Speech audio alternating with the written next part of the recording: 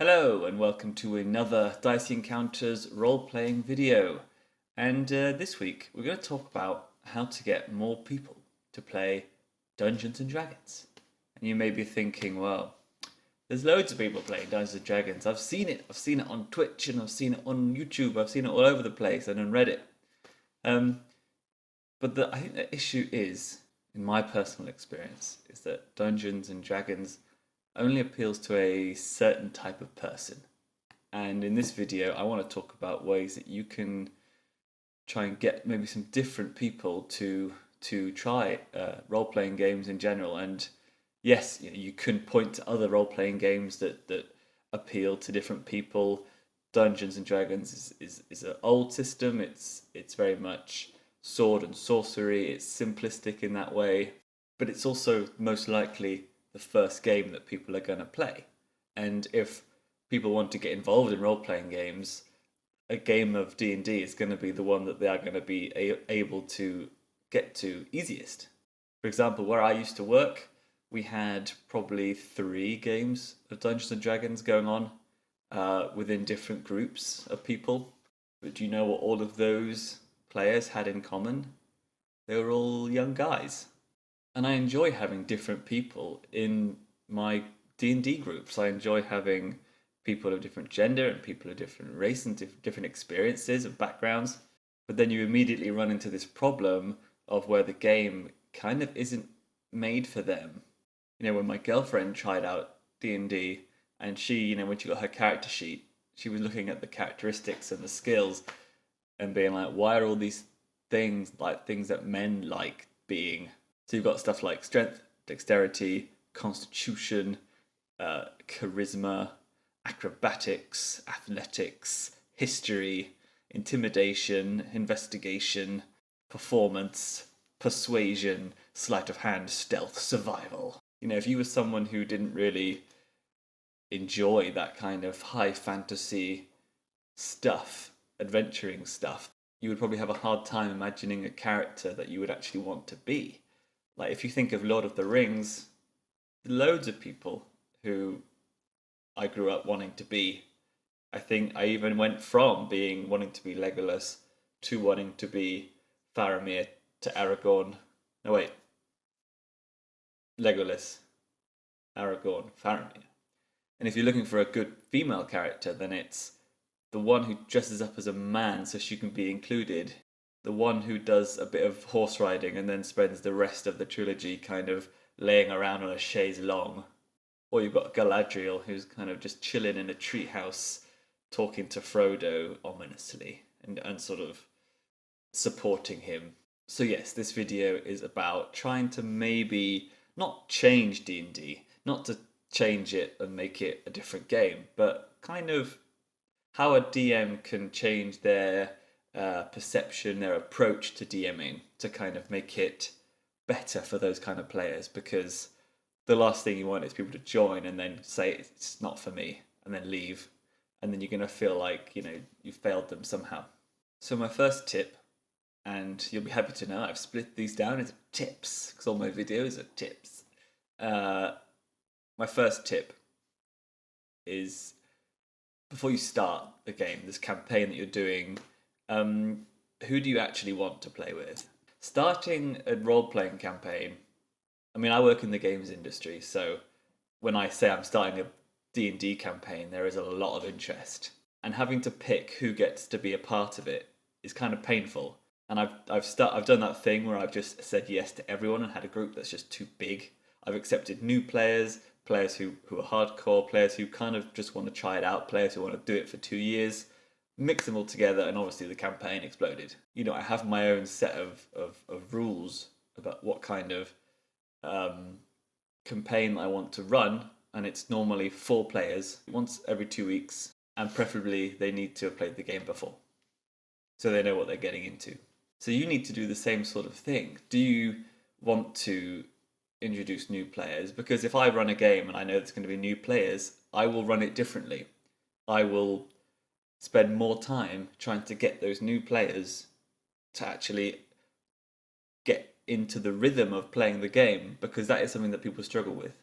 And it's especially hard for people who haven't played a lot of video games before, are not interested in the combat-y side of it, are not really interested in fantasy genres. So yes, if you have someone who's new, and in character creation, you can get a feel on really what kind of player you've got your hands on, because if they're struggling with character creation, if it's really boring them, then you know that all this kind of mechanic-y, crunchy stuff in D&D is going to turn them off as well. So my second tip is to get to know your players.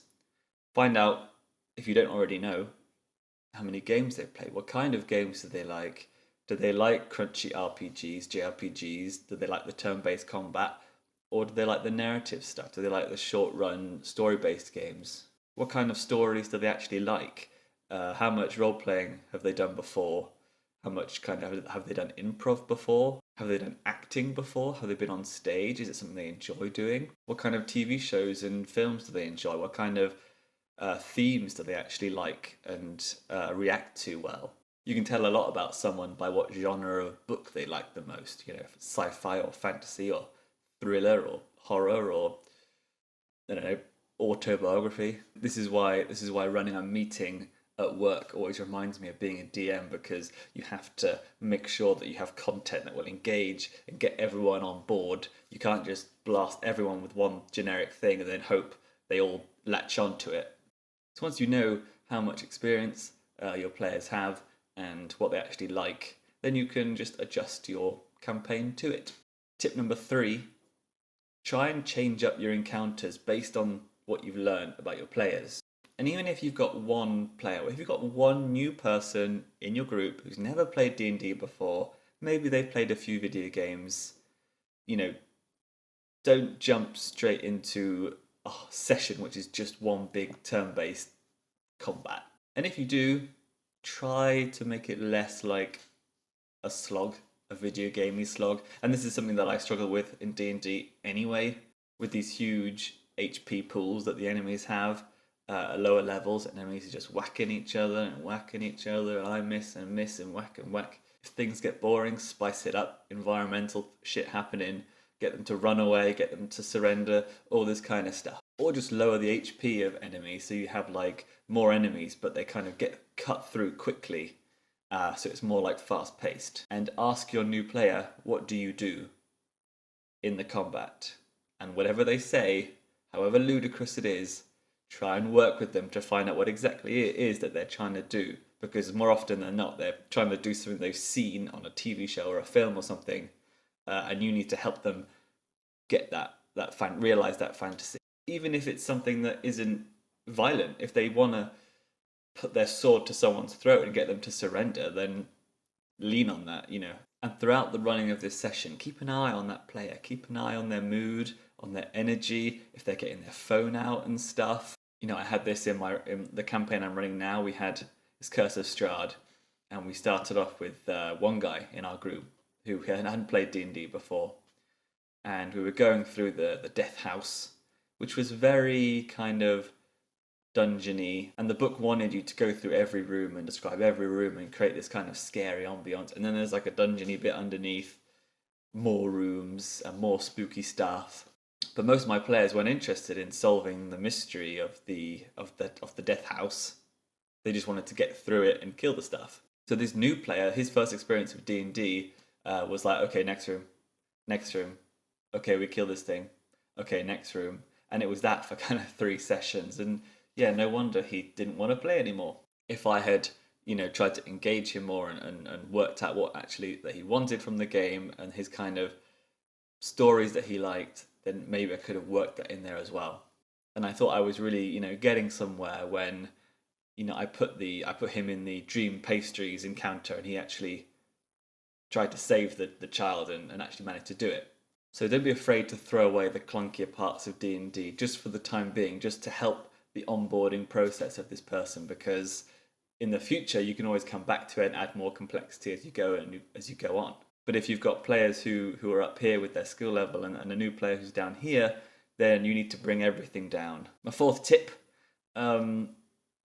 so you found out what these players, these new people, or this new person, what kind of narrative themes they like. So try and add that to your campaign. the reason I thought my player would be really interested in the Dream Pastries side quest is because he's a vegan. Well, he's trying to be a vegan. So suspicious pastries with mystery and meat in, run by suspicious old woman in dark, spooky town.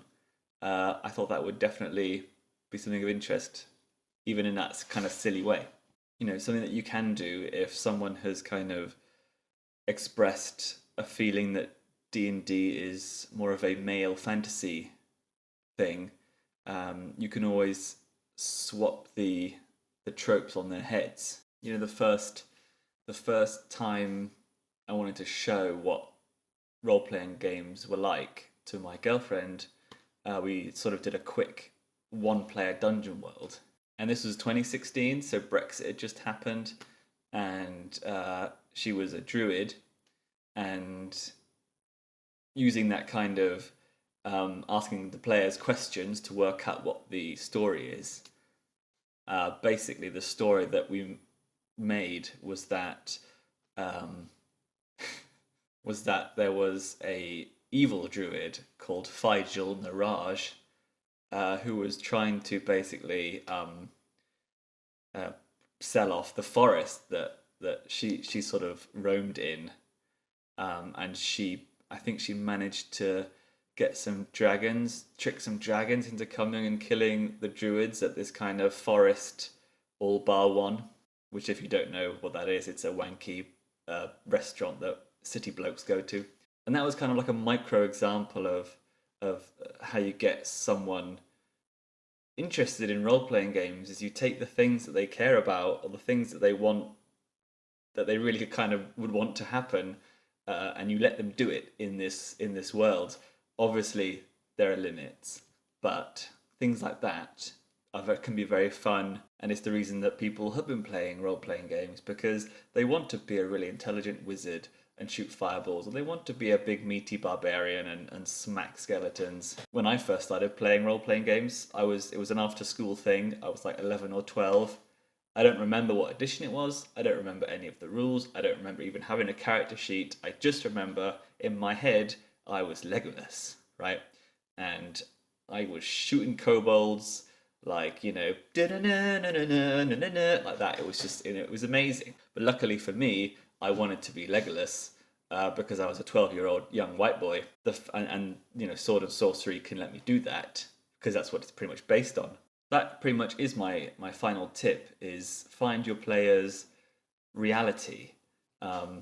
D&D is very much the young white male fantasy, but for other people, there are things that they really care about in life. And one of the great things about escapism, and the reason why people read books and they watch TV and movies, is because they can get away from those things, but also cathartically see potentially a world where it's different. And you know, as a DM, it's almost boring trying to work out what your white male friends' power fantasy is. It's like, yeah, okay, you want to shag a sexy elf priestess, all right. You want to save the town, okay, you done it.